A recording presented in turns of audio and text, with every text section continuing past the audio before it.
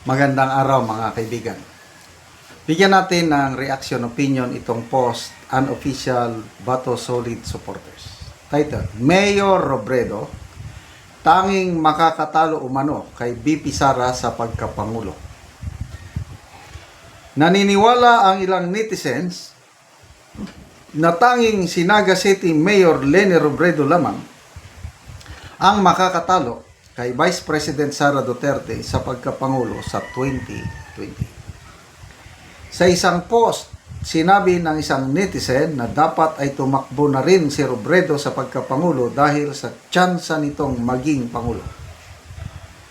Sabi niya, the best candidate na pwede tumalo kay BP Sara, Mama Leni, takbo ka na din sa 2028. We need you po as our candidate for president, sabi ng isang netizen. Matatanda ng isa si Robredo sa mga pinagpipiliang kandidato ng oposisyon para sa 2028. Okay, so tingnan natin, reaction.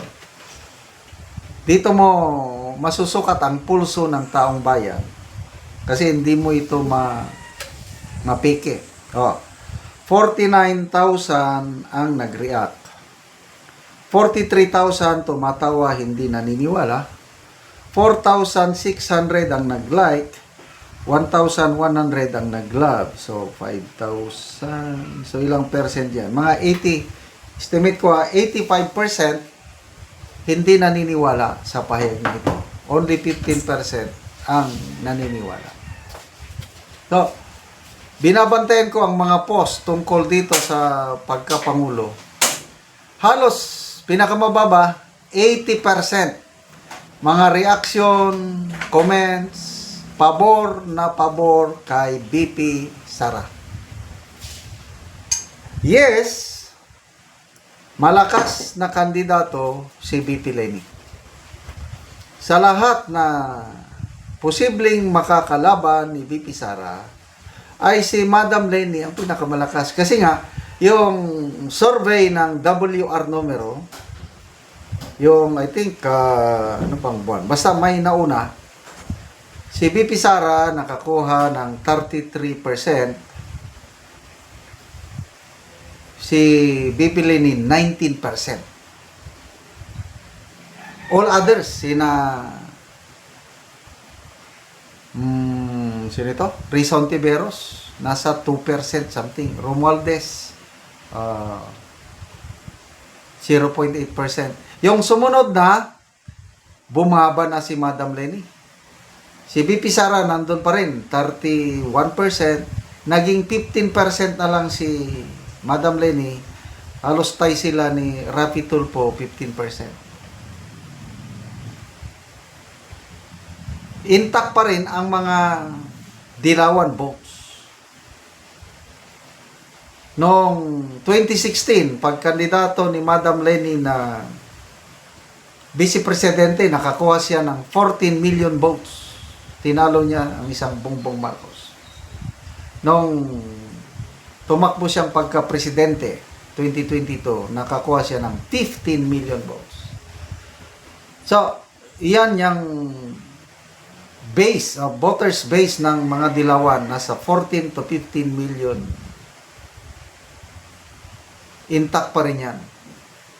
Kung magkandidato siya, to me, insured na yan yung 14 to 15 million votes. Eh, paano naman yung iba pa? Eh, si BP Sara nakakuha ng 32 million.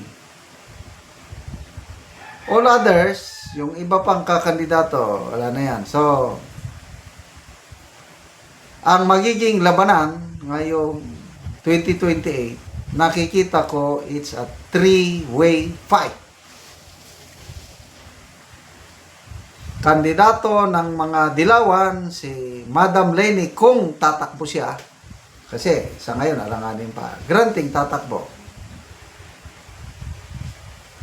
Kandidato ng Marcos administration, so far, isa lang ang lumalabas ng pangalan ngayon, si John Vic Rimulya, and of course, si BP Sara.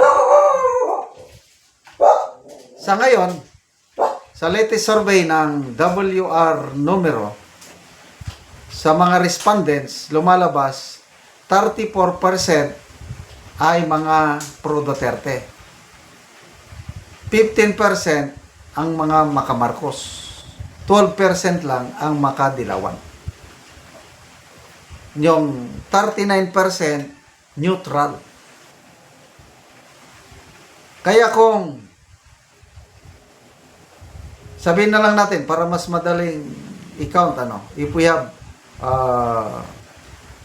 50 million Filipino voters, so ang 34% niyan, nako, pasensya na. So, mahina. Sabi na, 100 million voters. 100 million. So, makakakuha si VP Sara ng sigurado na ang 34 million niya. 12 million pa lang si Leni, 15 million ang Marcos. So, yung 39, doon sila maglaban-laban. Makakuha lang, paghati-hatian nila, makakuha lang si VP Sara ng 10% doon, panalo na siya. Kaya, malakas nga si VP Leni, kaya lang, once na naging 3 ang kandidato, wala na, talo na sila. Lalakas lang ang chance niyang manalo kung 1-on-1 sila. Leni versus VP Sara, yan. Lalaki yung chances niyang manalo. But, the possibility na magkakaroon lang, mag-unite ang Marcos at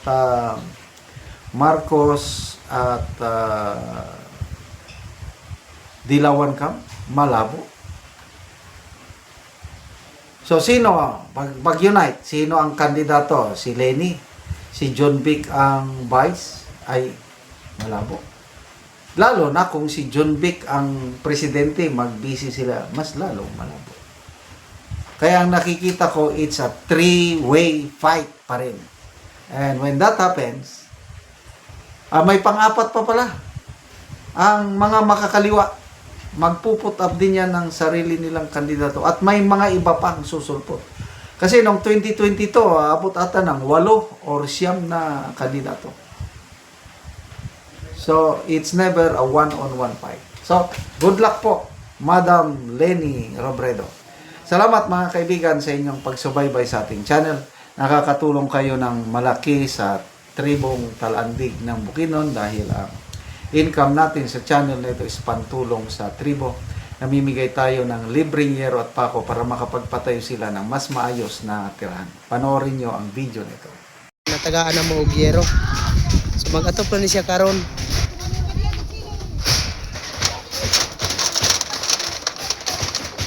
So mao na ni ang iyang atupan karon ni Kuya sa natagaan na mo og yero.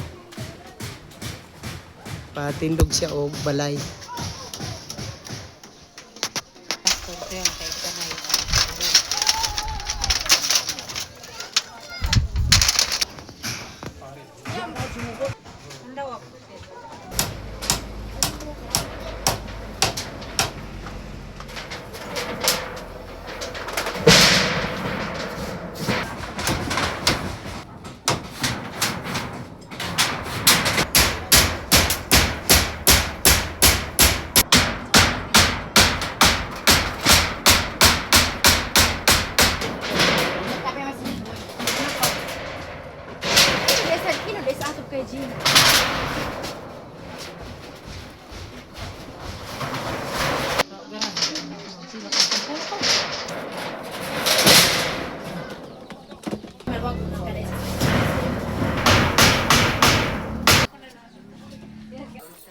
O karon humanag yun sa pag-atop ang among gihatag nga hero sumo na ni. Kuan na gyud kanang nakaatop na gyud ang mga tao nga gitabangan sa yero. So dili na gyud sila ulanan ani. Sa Ginoo ug sa nagtabang sa sin nga dili na may maulanan kay nailisda na among sin nga buslot sa bag-o. So dako kayo mong pagpasalamat sa labaw makagagahom ug sa naghatag sa sin. dili pa gid mi kapalit sa sin tungod kay wala mi kwarta nga ikapalit ug wala nagtabang sa sin dili pa gid mi makaatop. Oh, so salamat kayo ya. Salamat kayo.